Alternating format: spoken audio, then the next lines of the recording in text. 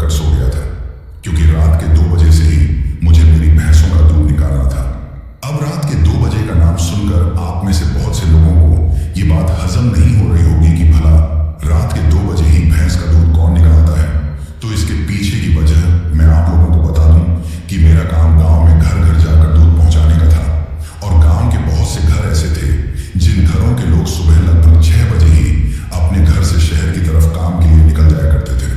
लेकिन उनके 6 बजे घर से निकलने से पहले मुझे उनके घर तक दूध पहुंचाने का काम करना पड़ता था। अगर मैं 1-2 दिन भी लेट हो जाता था तो वो लोग मुझे दूध लाने के लिए मना कर देते थे, क्योंकि मेरे गांव में मेरे अलावा भी 1-2 लोग और थे जो मेरी तरह ही दूध बेचने का काम किया करते थे। इसी वजह से मुझे हमेशा ही इस बात का ख्याल रखना पड़ता था कि मेरे काम में कहीं पर कोई भी कमी ना हो, ताकि गांव में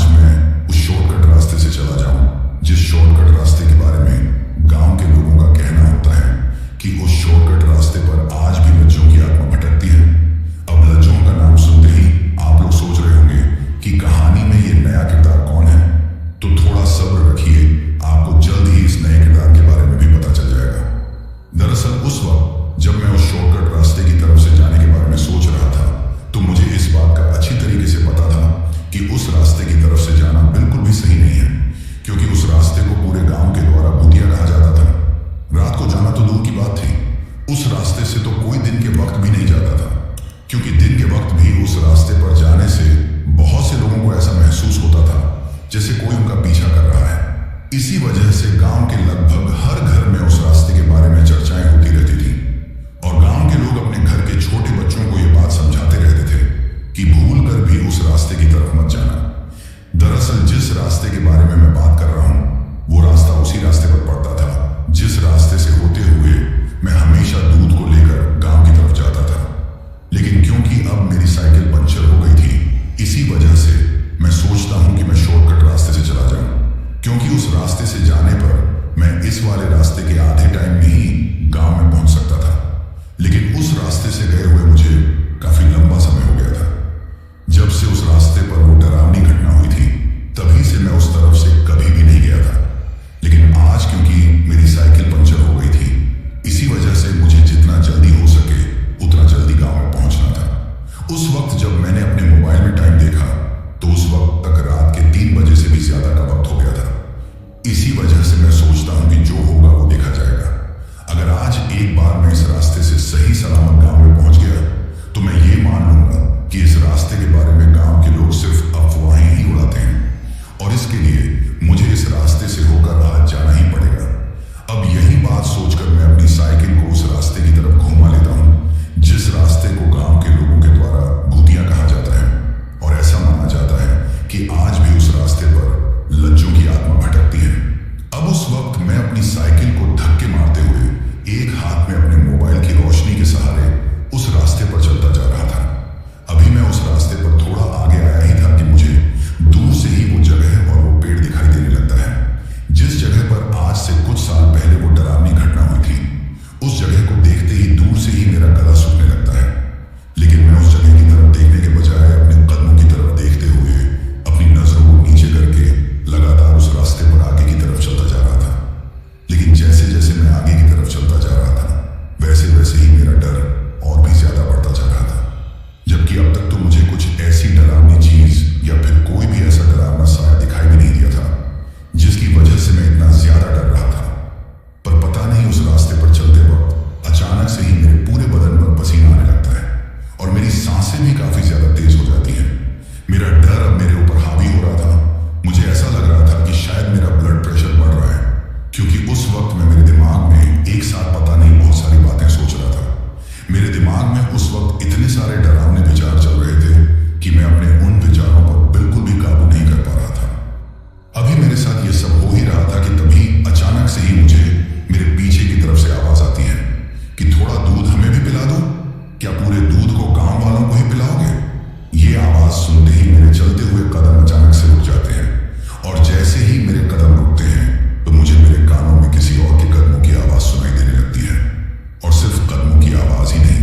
बल्कि उन कदमों की आवाज के साथ साथ मुझे मेरे कानों में पायल की झनझन की आवाज भी सुनाई देने लगती है। उस आवाज को सुनकर मुझे ऐसा महसूस होता है कि जो कोई भी पीछे की तरफ से मुझे आवाज लगा रहा है उसने अपने पैरों में काफी मोटी मोटी पायल पहन रखी है और अगर उसने पायल पहन रखी है तो होना हो वो कोई ना कोई औरत या फिर कोई लड़की है। लेकिन उस वक्त मैं मेरे दिमाग में सोचता हूं कि रात के इस घने अंधेरे में 3 बजे के आसपास में ही भला कोई औरत या लड़की यहां पर क्या कर रही होगी, और अगर इसको दूध ही चाहिए था तो ये मुझसे गांव में भी कह सकती थी। इस तरीके से इस सुनसान रास्ते पर मुझे दूध लेने के लिए क्यों रोक रही है? जैसे ही मैंने मेरे दिमाग में ये बात सोची तो मुझे गांव के लोगों के द्वारा जो बातें कही जाती थी वो बातें याद आने लगती हैं। दरअसल जब कभी भी गांव में इस सुनसान रास्ते पर हुई उस डरावनी घटना के बारे में बातें चलती हैं तो गांव के लोगों का कहना होता है कि अगर गलती से भी कोई इंसान उस रास्ते से गुजर जाता है और उस रास्ते से गुजरते वक्त उसे कहीं से भी कोई भी आवाज सुनाई देती है तो उसे उस आवाज का कोई भी जवाब नहीं देना चाहिए और चुपचाप तेज कदमों के साथ चलते रहना चाहिए। क्योंकि अगर एक बार उस इंसान ने उस आवाज का जवाब दिया या फिर पलटकर जिस तरफ से वो आवाज आई है उस तरफ देखा तो फिर उस इंसान के साथ कुछ ऐसा होता है जिसके बारे में शायद कोई कल्पना भी नहीं कर सकता। जैसे ही मुझे गांव वालों की ये बात याद आती है तो मैं अपने रुके हुए कदमों को फिर से आगे की तरफ बढ़ाने लगता हूं और धीरे धीरे अपने कदमों की रफ्तार बढ़ा देता हूं। उस वक्त वो जगह इतनी ज्यादा सुनसान और शांत थी कि मुझे मेरे कानों में उस वक्त सिर्फ मेरे कदमों की ओर मेरे धक्का मारने पर चलती हुई साइकिल के पहिए की ही आवाज सुनाई दे रही थी। उस आवाज को सुनने के बाद मैंने फिर से अपने कदमों को अभी थोड़ा आगे बढ़ाया ही था कि फिर से वो आवाज आती है। और इस बार वो आवाज उस तरह से नहीं आई थी जिस तरह से थोड़ी देर पहले मुझे सुनाई दी थी। दरअसल इस बार वो आवाज काफी ज्यादा भारी और भयंकर रूप से आई थी। इस बार जैसे ही मैंने उस आवाज को सुना तो मेरे होश उड़ गए, क्योंकि अभी जो माहौल बिल्कुल शांत और सन्नाटे से घिरा हुआ था वो एक ही झटके में उस आवाज से गूंज गया था। मुझे ऐसा लगा कि जैसे चारों तरफ से सिर्फ वही आवाज आ रही हो। इस बार मुझे सुनाई देता है कि तुम बहुत बड़ी भूल कर रहे हो। मेरे रोकने के बाद भी अगर तुम नहीं रुक रहे तो फिर तुम्हारे साथ कुछ ऐसा होगा जिसके होने के बाद तुम्हें तुम्हारी इस गलती पर इतना ज्यादा पछतावा होगा कि तुम्हारे पास उस वक्त सिर्फ पछताने के अलावा और कुछ भी नहीं बचेगा। क्योंकि आज तक जिस किसी ने भी लज्जों की आवाज नहीं सुनी तो फिर वो आगे चलकर किसी और की आवाज सुनने के लायक भी नहीं रहा है। अब जैसे ही मुझे मेरे कानों में लज्जों का नाम सुनाई देता है तो लज्जों का नाम सुनते ही मेरे हाथ पांव कांपने लगते हैं और मेरे पैर उस वक्त इस तरह से कपकपा रहे थे कि उस वक्त मैं अपने पैरों पर ठीक तरीके से खड़ा भी नहीं रह पा रहा था। लेकिन उस वक्त मैं इतना ज्यादा डर चुका था कि मेरे में इतनी भी हिम्मत नहीं थी कि मैं पीछे की तरफ पलट कर यह देख सकूं कि पीछे की तरफ कौन है जो मुझे लज्जों का नाम लेकर आवाज दे रहा है। क्योंकि गांव में लज्जों के नाम का ही इतना ज्यादा खौफ था कि उसका नाम सुनते ही मेरी खीखी बैठ गई थी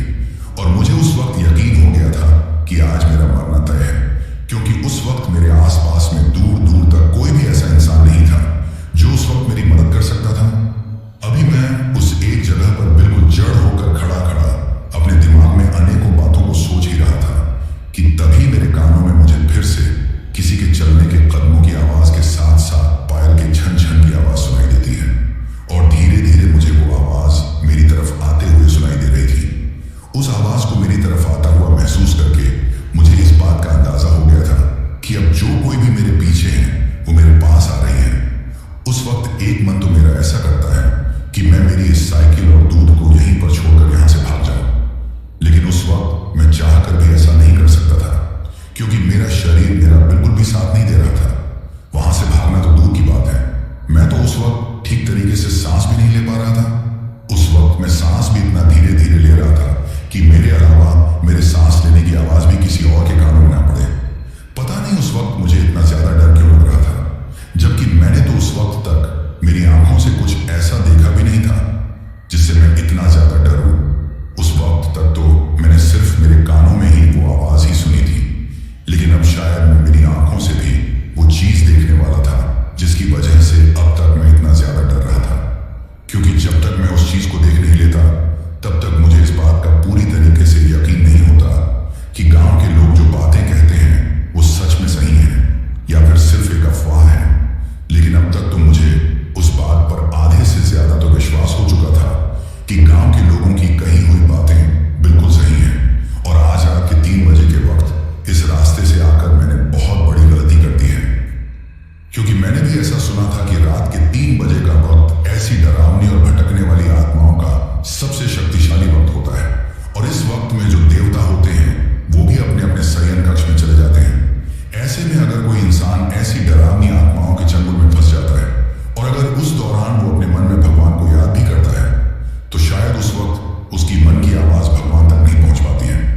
क्योंकि उस वक्त भगवान निद्रा में होते हैं, यानी कि नींद में होते हैं।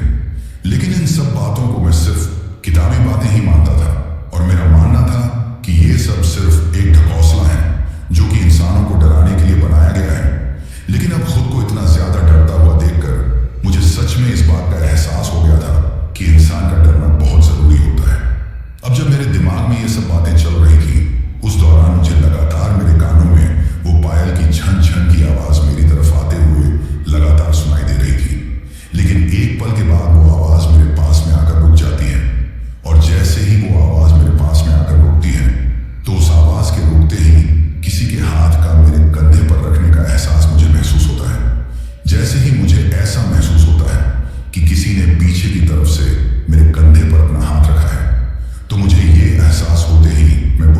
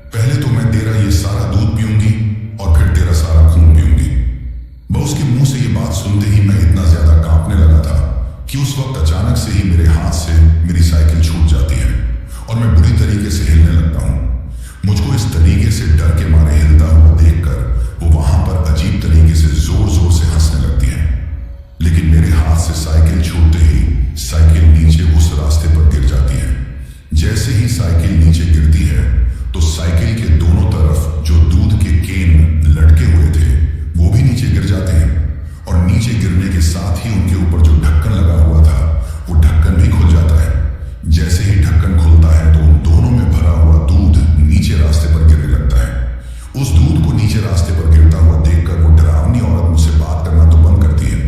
और अचानक से ही मेंढक की तरह उछलकर नीचे उस रास्ते पर बैठ जाती है और उस रास्ते पर नीचे गिरते हुए दूध को अजीब तरीके से कुत्ते की तरह अपनी जीभ से चाटने लगती है।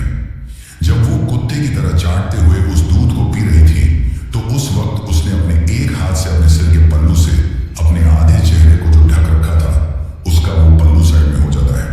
और उस पल्लू के साइड में हटते ही मुझे उसका आधा चेहरा दिखाई देता है।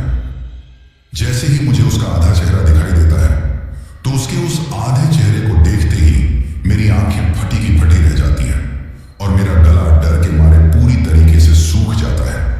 क्योंकि जैसे ही मैंने उसके उस आधे चेहरे को देखा तो मुझे दिखाई दिया कि उसका वो आधा चेहरा पूरी तरीके से जला हुआ है,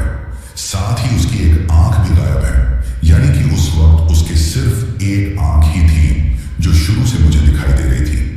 अब उस एक आंख वाली औरत को देखकर मुझे यकीन हो गया था कि ये कोई जिंदा औरत नहीं है, बल्कि ये कोई बहुत ही भयंकर और डरावनी आत्मा है।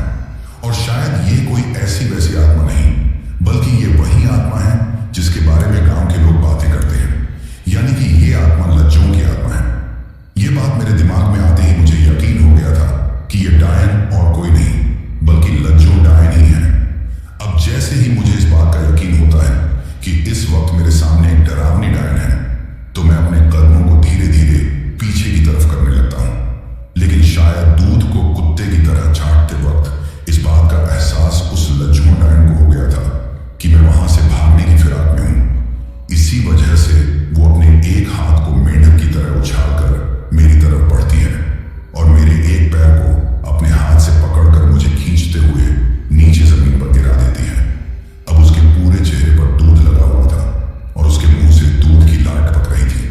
लेकिन मुझको नीचे गिरते ही वो उछलकर मेरे सीने पर बैठ जाती है और अपने उस डरावने चेहरे को मेरे चेहरे के काफी ज्यादा करीब ले आती है। अपने उस डरावने चेहरे को मेरे इतने करीब लाकर मुझसे कहती है कि तुझे क्या लगा था तू यहां से भाग जाएगा? आज तक जो कोई भी इस रास्ते पर आया है वो लज्जों की इजाजत के बिना यहां से जिंदा वापस नहीं लौट पाया है। तो तूने ये बात कैसे सोच ली कि तू मेरी मर्जी के बिना यहां से जिंदा बचकर चला जाएगा?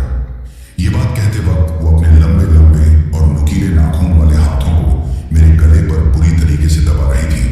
उसको ऐसा करते हुए देखकर मुझे ऐसा लग रहा था कि जैसे वो मुझे गला दबाकर मारना चाहती हो। अभी मैं ऐसा सोच ही रहा था कि तभी उसने मेरे गले को दबाना तो छोड़ दिया और उसने मेरे पैर की एक जांग को पकड़कर उस जांग में अपने लंबे लंबे नाखूनों को गुस्सा दिया था और मेरी जांग को बुरी तरीके से फाड़ दिया था। अब मेरी जांग से काफी ज्यादा खून बहने लगा था और मेरी जांग के मांस को वो अपने लंबे लंबे नुकीले दांतों से कुरेद कुरेद कर बाहर निकालने लगी थी।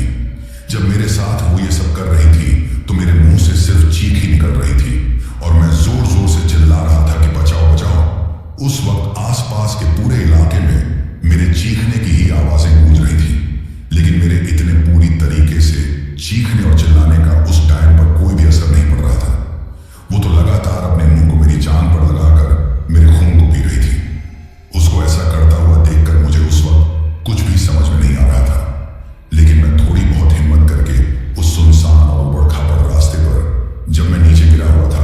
तो मैं अपने हाथों को इधर उधर मारने लगता हूँ। जब मैं अपने हाथों को इधर उधर मारता हूँ तो मेरे हाथ में अचानक से ही एक पत्थर आ जाता है। मैं किसी तरह से हिम्मत करके उस पत्थर को अपने हाथ से उठाता हूँ और जोर से उस डायन के सिर पर दे मारता हूँ, लेकिन उस पत्थर के मारने का उस डायन पर कोई भी असर नहीं होता है और वो मेरी तरफ देखकर अजीब तरीके से मुस्कुराने लगती है और मुझसे कहती है कि मार और मार। तुझे क्या लगता है कि तू इस छोटे से पत्थर से मुझे मारकर यहां से बचकर चला जाएगा?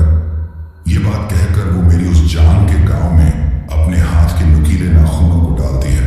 और अजीब तरीके से घुमाती है। जैसे ही वो मेरे उस घाव में उन नाखूनों को अजीब तरीके से घुमाती है तो मुझे इतना असहनीय दर्द होता है कि उस वक्त मेरी इतनी भयंकर और तेज चीख निकलती है कि इससे पहले मैं इतना तेज उस वक्त नहीं चीखा था। मुझको इतनी बुरी तरीके से चीखता हुआ देखकर शायद उसको बहुत ही ज्यादा मजा आ रहा था, लेकिन उस वक्त शायद मेरे और उसके अलावा भी वहां आसपास के इलाके में उस वक्त तक कोई दूसरा भी मौजूद था और शायद उन लोगों तक मेरी वो चीखने की आवाज पहुंच गई थी। इसी वजह से थोड़ी ही देर बाद जब मैं बचाओ बचाओ चिल्ला रहा था तो अचानक से ही दूर कहीं से वहां पर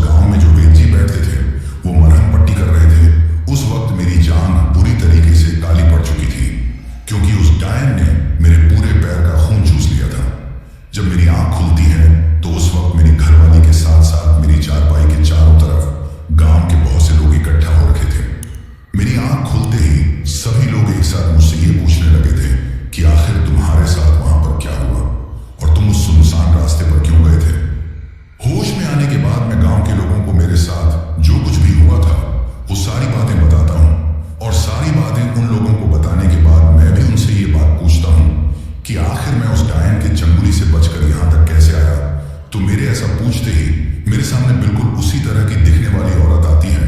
जो कि आंखें बंद होने से पहले मैंने उस सुनसान रास्ते पर देखी थी। जैसे ही वो औरत मेरे सामने आती है तो मुझे दिखाई देता है कि वो तो गांव की बुजुर्ग औरतों में से एक संतोष चाची हैं। जैसे ही संतोष चाची मेरी आंखों के सामने आती हैं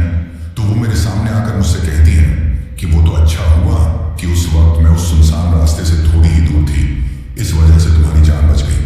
दरअसल आज भी हमारे उस गांव में जो औरतें हैं वो सुबह के वक्त खुले में ही शौच करने के लिए जाती हैं, क्योंकि आज भी गांव के बहुत से घरों में शौचालय नहीं बना हुआ है, और अगर किसी के घर में बना हुआ भी है तो गांव की औरतों की काफी लंबे समय से खुले में ही शौच करने की आदत पड़ी हुई है। इसी वजह से वो खुले में ही जाती है। और उस दिन जब रात के 3 से 3:30 के आसपास में मेरा उस डरावनी डायन लज्जो से आमना सामना हुआ था, उस वक्त गांव की कुछ औरतें सुबह 4 बजने से पहले ही शौच करने के लिए उस सुनसान इलाके की तरफ आई थी, क्योंकि 4 बजे के बाद तो गांव के जो पुरुष होते हैं वो शौच करने के लिए उस तरफ आ जाते हैं। तो गांव के पुरुषों के आने से पहले ही गांव की औरतें शौच करके गांव तक वापस आ जाती हैं। उस वक्त जब वो डायन मेरे ऊपर हमला करके मेरी जान से खून पी रही थी तो उस वक्त तक 3:30 बजे से भी ज्यादा का समय हो चुका था,